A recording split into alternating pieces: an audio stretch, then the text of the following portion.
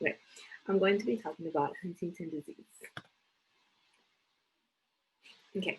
Huntington disease is an autosomal dominant disorder, meaning that a person only needs one copy of the defective gene to develop the disorder. Symptoms can develop at any time, but they often first appear when people are in their 30s or 40s. And this disorder is caused by a mutation in the HTT gene, and this gene gives instructions for making a protein called huntingtin. The CAG segment in a normal HTT gene repeats about 10 to 35 times, but in people with Huntington disease, it may repeat from 36 to over 120 times.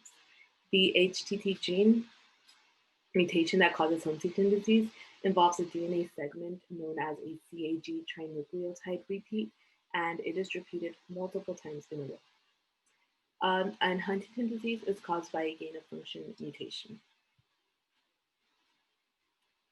Okay, so the age of onset, as I said before, for Huntington's disease starts about in their 30s or 40s.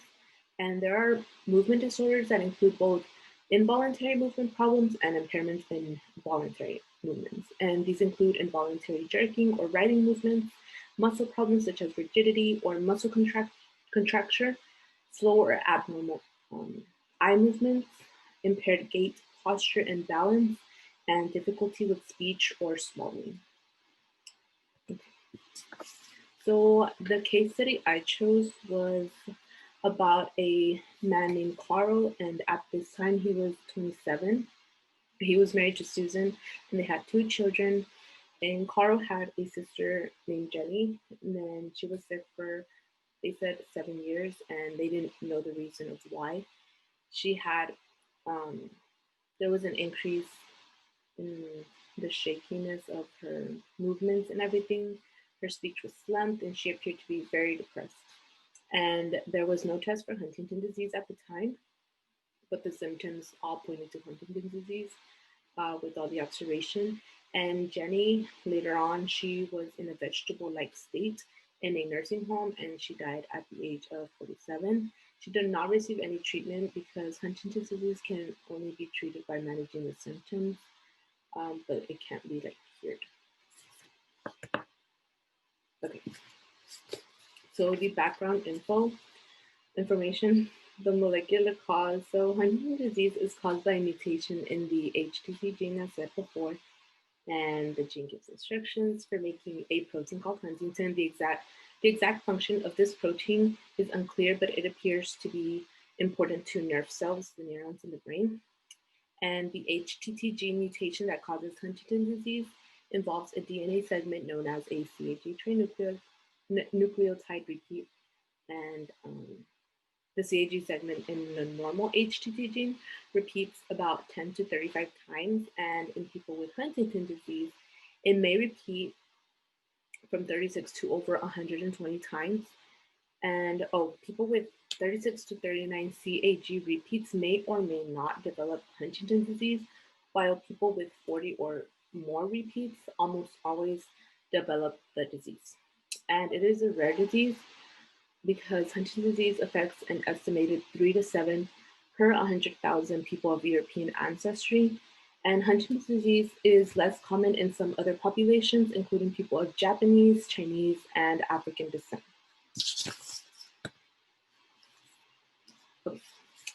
So, since Huntington's disease is autosomal dominant, there is a 50% chance that he or she will pass it on to their children, and one copy of the mutated gene is sufficient enough to cause the disorder. So therefore, a diagnosis of Huntington's disease is more likely to be quickly reached if there is a family history of the disease. There's also symptomatic testing. It's where a specialist can help identify the characteristic symptoms of Huntington's disease as part of a diagnosis. The exams measure any changes in motor function, neuropsychological assessments that look for cognitive changes, and psychiatric evaluations to assess any behavioral changes. Also, an MRI can be carried out to identify changes that Huntington's disease causes in the brain, but also to rule out other conditions that may affect the brain. There's also genetic testing. It involves taking a blood sample from the individual and sent to a specialized center for examination. The test can determine the size of the HTT gene or how many CAG repeats are present. However, a diagnosis can be difficult if there are between 36 to 40 CAG repeats, as the disease may or may not develop in the person. There are movement disorders in the person that has Huntington's disease, and these are the involuntary jerking or riding movements, the muscle problems such as rigidity or muscle contracture. There's a slower abnormal eye movement. There's impaired gait posture and balance. There's also difficulty with speech or swallowing. There's also cognitive disorder where there's difficulty organizing, prioritizing, or focusing on tasks. There's also lack of flexibility or the tendency to get stuck on a thought, behavior, or action. There's also lack of impulse control that can result in outbursts, acting without thinking, and sexual promiscuity. There's also lack of awareness of one's own behaviors and abilities. There's slowness in processing thoughts or finding words. There's also difficulty in learning new information. There's also psychiatric disorders, which is the feeling of irritability, sadness, or apathy. There's social withdrawal. There's insomnia, fatigue, and loss of energy, and frequent thoughts of death, of dying, or wanting to commit suicide. And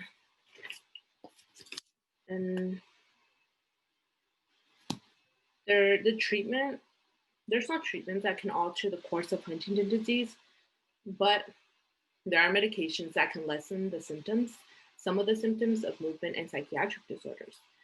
There's medications for movement disorders. These are the drugs to control movement, which include tetrabenazine and deutetrabenazine. There's also antipsychotic drugs, which include haloperidol and fluphenazine. However, those drugs may worsen involuntary contractions, restlessness, and drowsiness. The antidepressants include citalopram and escitalopram, fluoxetine, and sertraline. And for the antipsychotic drugs, it includes quetiapine, risperidone, and olanzapine.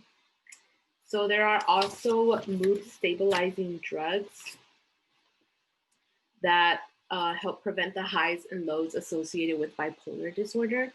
These include anticonvulsants such as valproate, carbamazepine, and lamotrigine. There are also other ways to manage Huntington disease, which include psychotherapy, where there is provided the talk therapy to help with behavioral problems. They develop coping strategies, they manage expectations during progress of the disease, and facilitate effective communication among family members. There's also speech therapy because, as said before, there is difficulty in speech and swallowing. So speech therapy controls muscles of the mouth and throat, which helps them with that problem. There's also physical therapy where they teach appropriate and safe exercises that enhance strength, flexibility, balance, and coordination, which is something that they struggle with that disease. And there's also occupational therapy that is provided to people with Huntington disease, which assists an individual with Huntington's disease and their family with assistive devices that improves functional abilities. It doesn't always have to do with devices. They also help with coordination of movements and with hand movements as well, hand coordination, movement coordination, all that. Okay, so the inheritance risk. The inheritance risk pattern for Huntington's disease is autosomal dominant. So this means that anyone who has a CAG repeat size of 40 or more has a 50% chance of passing the risk of developing Huntington's disease onto their children. So, for example, if a man has a CAG repeat size in the intermediate range, let's say, for example, 35, his children could have a CAG repeat size of 40 and develop Huntington's disease, even though the man will not develop the disease. So couples will need to make additional choices about whether to have children or to consider alternatives, such as prenatal testing for the gene or in vitro fertilization with donor sperm or eggs. There's another option for couples in vitro fertilization and pre-implantation genetic diagnosis. In this process, eggs are removed from the ovaries and fertilized with the father's sperm in a laboratory. The embryos are tested for presence of the Huntington gene, and only those testing negative for the Huntington gene are implanted into the mother's uterus. That's crazy. So yeah, that was my presentation.